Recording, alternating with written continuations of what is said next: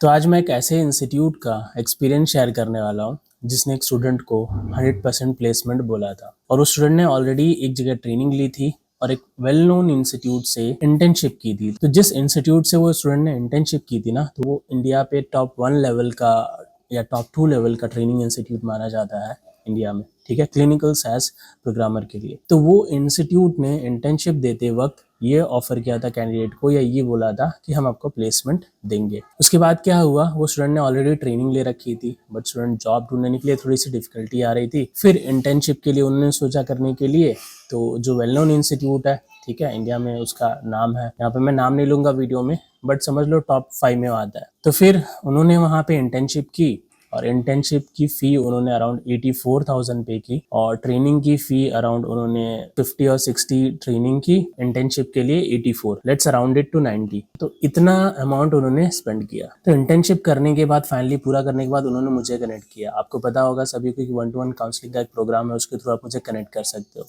और मैं गाइडेंस भी प्रोवाइड कर रहा हूँ उन स्टूडेंट्स को भी जिनकी ऑलरेडी ट्रेनिंग पूरी हो चुकी है। तो उन्होंने मुझे कनेक्ट किया और कनेक्ट करने के बाद उनसे मैंने सारी चीज़ें पूछी कि आपने ट्रेनिंग कहाँ से की, कितना टाइम लगा, फिर इंटर्नशिप कहाँ से की, कितना टाइम लगा। मैंने उससे सब बैक डेट में जाके सारी चीज़ें पूछी, क्योंकि मैं अगर किसी को काउंसलिंग दे रहा हूँ या कोई भी काउंसलिंग दे रहा है तो उसको ये जानना बड़ा ज़रूरी होता है कि बैक डेट में उस स्टूडेंट का क्या एक्सपीरियंस है और क्या एजुकेशनल बैकग्राउंड है एंड पास आउट ईयर। ये सब चीज़ें किसी का काउंसलिंग करने से पहले बहुत ज़्यादा ज़रूरी होता है। फिर फाइनली मैंने कैंडिडेट से एक क्वेश्चन पूछा, आपको जो इंस्टीट्यूट ने इंटर्नशिप प्रोवाइड की, उन्होंने आपको बोला था कि आपको प्लेसमेंट देंगे, तो आपने उनसे पूछा नहीं कि आपको प्लेसमेंट नहीं मिला, आपको अभी 3-4 मंथ्स हो गए। उन्होंने ये बोला कि सर मैंने इंस्टीट्यूट को पूछा तो सही प्लेसमेंट के लिए और उन्होंने मुझे बोला था वो प्लेसमेंट देंगे। तो उन्होंने मुझे ये बोला कि अभी मार्केट थोड़ा डाउन चल रहा है, तो जैसे ही मार्केट ओपन होगा तो हमारे टैप है और आपको इंटरव्यूज मिलेंगे, ठीक है। इसमें मैं मेरा कंक्लूजन आपको बताता हूँ। कोई भी इंस्टीट्यूट जो कि प्रॉमिस कर रहा है मार्केट में कि हम प्लेसमेंट देंगे, चाहे वो टॉप हो, स्मॉल हो या कोई भी, तो मेरा कंक्लूजन ये है कि कोई भी इंस्टीट्यूट आपको प्लेसमेंट नहीं दे सकता। और दे सकता है तो कैसे दे सकता है मैं बताता हूँ वीडियो में।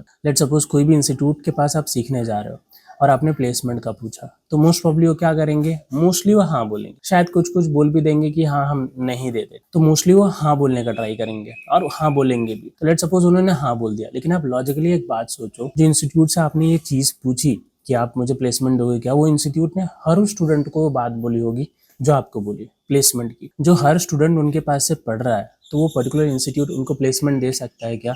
ये पॉसिबल नहीं है। बट उन्होंने हर एक कैंडिडेट को बोल जरूर दिया कि हम आपको प्लेसमेंट देंगे, चाहे आप कहीं से ट्रेनिंग करो, चाहे आप कहीं से इंटर्नशिप करो। एट द एंड वही चीज हुई, वो इंस्टीट्यूट को बोलना पड़ा, उन्होंने बोल दिया सीधा कि अभी मार्केट डाउन चल रहा है, तो जब वैकेंसीज होंगी तब हम आपको बताएंगे। चलो वो बात सही है, बट फिर पहले ये बोलने की क्या जरूरत थी कि हम आपको प्लेसमेंट दिलाएंगे, क्योंकि एट द एंड जब मार्केट पे डिपेंड रहना था। तो नो डाउट एक वो भी बात है, मार्केट में ओपनिंग होगी तभी वैकेंसीज मिलेंगी, चलो ये भी मान लेते हैं एक फैक्टर। अब मैंने इस लेयर पे उनको गाइडेंस क्या दिया, वो स्टूडेंट को मैंने क्या बोला, मैं आपको ही बताता हूँ।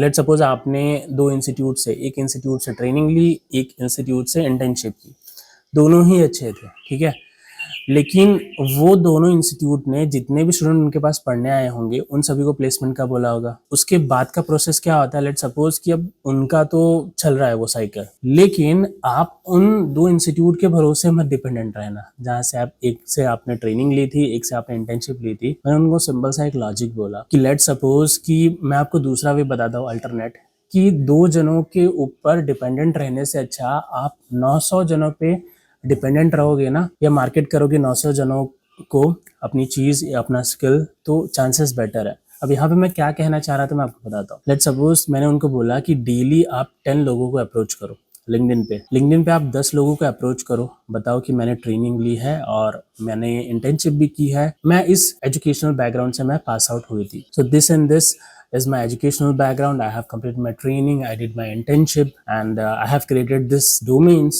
or this tables, this SDM data set और this ADAM data set, and अपना CV भी अटैच कर दो एक स्टैंडर्ड फॉर्मेट क्रिएट करके, और लास्ट में thank you and your name. मैंने बोला ये फॉर्मेट में आप क्रिएट करके डेली 10 लोगों को ये फॉरवर्ड करो जो उस रोल पे काम कर रहा है, हु आर स्टैटिस्टिकल प्रोग्रामर और क्लिनिकल सैस प्रोग्रामर। तो डेली अगर आप फॉरवर्ड करते हो तो 10 डेज में कितने हो जाते हैं, 100 पीपल। लेट सपोज एक दिन में 10 लोग करते हो तो 10 दिन में 100 हो गया, राइट। 30 दिन में कितने हो गए ये, 300, यानी एक महीने में 300 लोगों तक आपने रीच आउट कर लिया। 2 मंथ्स में 600 एंड 3 मंथ्स में 900। तो मैंने उनको सिंपल सा लॉजिक बोला कि अगर डिपेंड रहना ही है तो वो 2 इंस्टीट्यूट या एक पर्टिकुलर इंस्टीट्यूट के भरोसे रहने से अच्छा इन 900 लोगों पे डिपेंडेंट रह लो ना तो ज्यादा बेटर है। एटलीस्ट ये तो सेटिस्फिकेशन रहेगा आपको कि आपने 900 लोगों को रीच आउट किया। And chances are very high, जब आप 900 लोगों को रीच आउट करते हो, similar people, like minded people market में, तो आपके चांसेस बहुत हाई हो जाते हैं। नाउ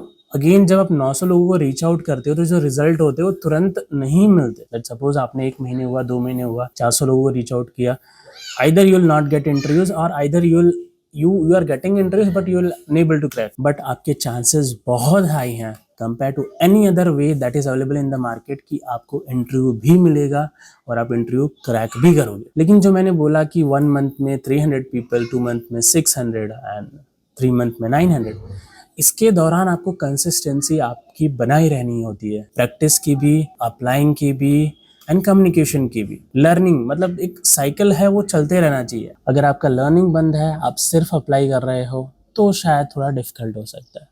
अगर आप लर्निंग भी कर रहे हो, अप्लाइंग भी कर रहे हो, तो जो मैंने ये वे बताया आपको डैम श्योर, क्योंकि उनका नॉलेज अच्छा था, मैंने चेक किया, थोड़ा बहुत पूछा उनसे, तो इतना तो मुझे पता चला कि उनका नॉलेज अच्छा था। तो मैंने उनको ये गाइड किया और मैंने सिंपली बोला आप डैम श्योर आप ट्राई करो इस चीज़ को, इस मेथड को 3 मंथ्स के लिए, आपको डैम श्योर रिजल्ट मिलेगा ही मिलेगा। आपको 1, 2 या 3 इंटरव्यू मिलेंगे ही मिलेंगे और आप ट्राई करना, आप बेटर हो जाओ, आप क्रैक कर लो मोस्ट प्रॉब्ली। सो एक सिंपल सा लॉजिक है, इंस्टेड ऑफ किसी एक व्यक्ति पे डिपेंड रहना, इंस्टेड ऑफ किसी इंस्टीट्यूट पे डिपेंड रहना, उसकी जगह आप बेटर है आप मार्केट में जो लोग काम कर रहे हो उन पे डिपेंड रह लो। वो 900 लोग, वो 1000 लोग, डिपेंड अपन हाउ मच। अगर आपको लगता है कि मुझे जल्दी करनी है तो आप वो फ्रीक्वेंसी बढ़ा दो।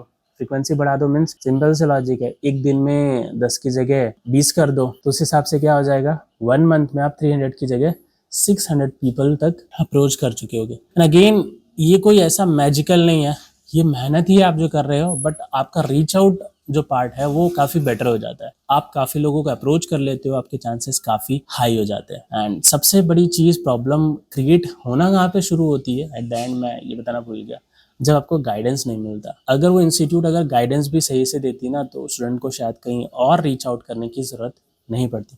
नो डाउट कभी कभार एक टाइम ड्यूरेशन ऐसा होता है कि स्टूडेंट को फियर होता है, बट अगर आपके पर्टिकुलर इंस्टीट्यूट जहाँ से आप पढ़ रहे हो वहाँ से आपको हेल्प मिल रही है तो आपको कहीं और रीच आउट करने की जरूरत नहीं पड़ेगी। एटलीस्ट रेकरिंग में आपको गाइडेंस मिल रही है तो आपको कहीं और अप्रोच नहीं करना पड़ेगा। तो ट्रेनिंग लेते वक्त ये ध्यान में रखें कि ट्रेनिंग के बाद भी आपके ट्रेनिंग इंस्टीट्यूट या आपके ट्रेनर से आपको गाइडेंस मिले, सपोर्ट मिले और नॉलेज मिले, ये बहुत ही ज़रूरी है। तो आशा करता हूँ इस वीडियो से कुछ ना कुछ आपने ज़रूर सीखा होगा, वो स्टूडेंट के एक्सपीरियंस से भी आपने कुछ ना कुछ ज़रूर सीखा होगा। मिलते हैं अगली वीडियो में, तब तक के लिए बाय बाय दोस्तों।